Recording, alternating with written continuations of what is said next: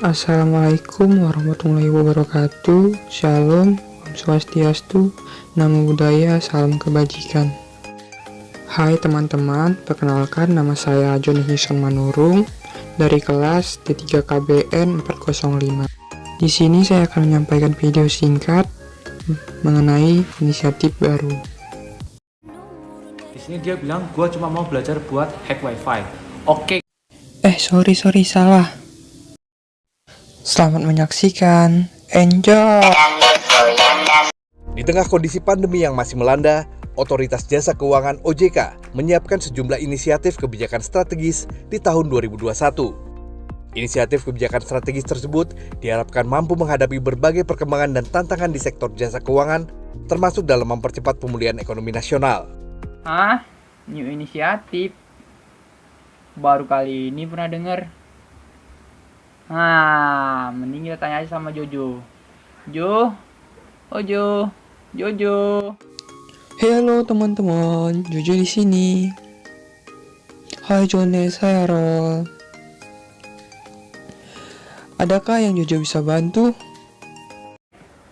Jadi gini Jo, tadi saya melihat berita mengenai new inisiatif gitu. Terus saya kurang paham.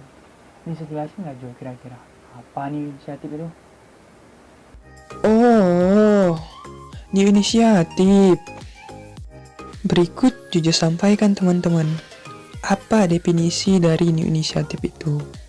Inisiatif baru adalah kebijakan baru atau perubahan kebijakan berjalan yang menyebabkan adanya konsekuensi anggaran, baik pada anggaran baseline maupun anggaran ke depan, berkiraan maju tahun 1, tahun kedua, dan tahun ketiga.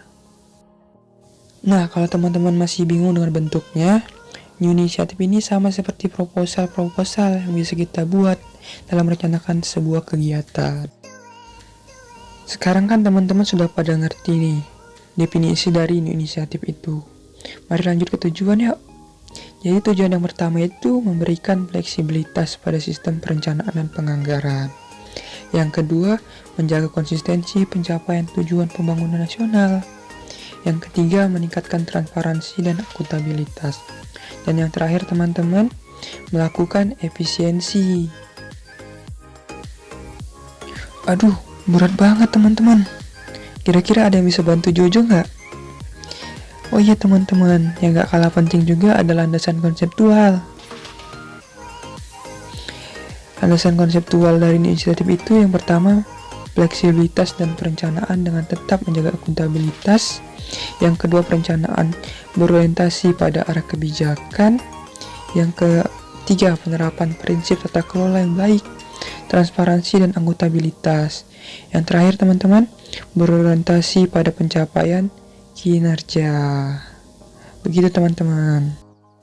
Nah, ini juga yang harus teman-teman ketahui, bahwa kementerian atau lembaga dalam mengusulkan atau mengajukan semua inisiatif baru harus sesuai dengan arah kebijakan atau prioritas pembangunan nasional yang sudah ditetapkan Bapak Presiden di awal tahun berjalan teman-teman. Apakah semua dapat dikategorikan menjadi new inisiatif? Tentu saja tidak teman-teman. Berikut ada 3 kategori new inisiatif. Yang pertama, program atau outcome atau kegiatan atau baru. Yang kedua, penambahan volume target. Yang ketiga, percepatan pencapaian target. Sekarang kita masuk ke bagiannya teman-teman. Yang pertama itu untuk program baru. Program baru disebabkan oleh 1. Perubahan struktur organisasi. 2. Penugasan terkait kebijakan baru. 3. Perubahan kebijakan yang bersifat memperkuat pencapaian kebijakan berjalan. Selanjutnya ada outcome baru teman-teman. Outcome baru disebabkan oleh 1. Perubahan struktur organisasi. 2. Perubahan fungsi organisasi. 3. Penugasan terkait kebijakan baru. 4. Perubahan kebijakan yang bersifat memperkuat pencapaian kebijakan berjalan. Selanjutnya ada kegiatan baru teman-teman. Kegiatan baru ini disebabkan oleh 1. Perubahan struktur organisasi. 2. Penugasan terkait dengan kebijakan baru untuk pencapaian suatu outcome. 3. Perubahan kebijakan yang bersifat memperkuat pencapaian outcome berjalan. Nah, sekarang kita sampai di terakhir nih teman-teman, yaitu output baru. Output baru disebabkan oleh 1. Perubahan fungsi organisasi, 2. Penugasan terkait dengan kebijakan baru, ketiga, perubahan kebijakan yang bersifat memperkuat pencapaian kinerja kegiatan berjalan. Wah, udah jauh juga nih pembahasan kita teman-teman. Masih kuat tidak untuk dengarkan Jojo? Selanjutnya kita masuk ke contoh penambahan volume target. Bisa kita lihat teman-teman di baseline 2021, target untuk 2023 itu sebesar 150 km. Sedangkan di baseline 2022, target 2023 itu 170 km. Di sini ada penambahan volume target teman-teman sebesar 20 km. Sebelumnya kan sudah ada contoh penambahan volume target. Sekarang kita masuk ke contoh percepatan pencapaian target. Yang perlu diingat, percepatan target tidak boleh mengubah total target dan alokasi baseline jangka menengah awal. Nah, ini yang terpenting nih teman-teman, yaitu sumber pendanaan. Untuk sumber pendanaannya itu sendiri berasal dari 1. Tambahan anggaran, 2. Realokasi anggaran, 3. Kombinasi keduanya teman-teman.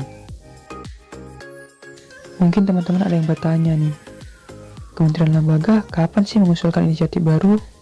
Nah, untuk pengusulan itu dapat dilakukan sebelum pagu indikatif, sebelum pagu anggaran, dan sebelum alokasi anggaran.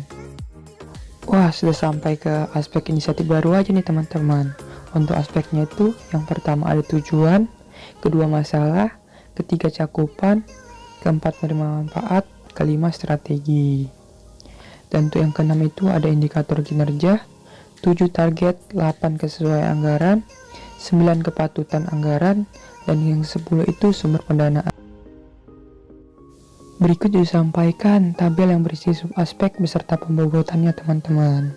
Pembobotan ini nantinya digunakan sebagai bahan untuk menilai sebuah proposal teman-teman. Kira-kira proposal seperti apa yang bisa lolos penilaian ya teman-teman?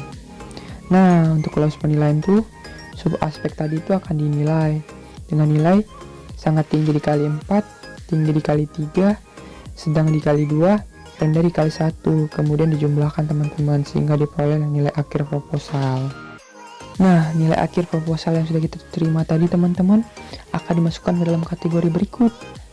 Jika di atas 70 maka nilainya baik, di atas 50 sampai dengan 70 maka nilainya cukup, di bawah 50 maka nilainya kurang teman-teman. Untuk pihak yang terlibat di dalam new inisiatif akan dijelaskan oleh teman Jojo ya. Kabinet menetapkan arah kebijakan dan prioritas pembangunan nasional yang menjadi dasar pengusulan new inisiatif. Saya juga memutuskan usulan new inisiatif yang layak didanai. Saya adalah kementerian dan lembaga. Saya berperan sebagai pihak pengusul proposal inisiatif baru, dan saya berhak mengusulkan proposal inisiatif baru sepanjang sesuai dengan batasan yang telah diberikan. Halo semuanya, saya Bappenas. Tugas saya, 1. Mengkoordinasikan pengusulan inisiatif baru, kedua mengeluarkan surat edaran mengenai inisiatif baru, yang ketiga melakukan penilaian atas kelayakan proposal inisiatif baru terutama dari sisi kebijakan, yang keempat menyusun daftar usulan inisiatif baru, yang kelima menjaga konsistensi pencapaian target pembangunan nasional. Saya selaku Kementerian Keuangan. Saya melakukan penilaian atas kelayakan proposal inisiatif baru, terutama dari sisi anggaran. Saya juga melakukan penilaian atas kemampuan penyerapan anggaran dan sipil yang dilakukan Kementerian Lembaga. Dan juga, saya melakukan pengecekan kepatutan sesuai dengan kebijakan anggaran. Gimana Jonas dan Harold? Sudah paham belum dengan new inisiatif? Oh, gitu. Paham. Oke, terima kasih teman-teman sudah mendengarkan penjelasan dari Jojo. Semoga bermanfaat. Nanti Jojo. Bye-bye, sampai ketemu lagi. Jojo mau keliling kota dulu menggunakan kereta api nih.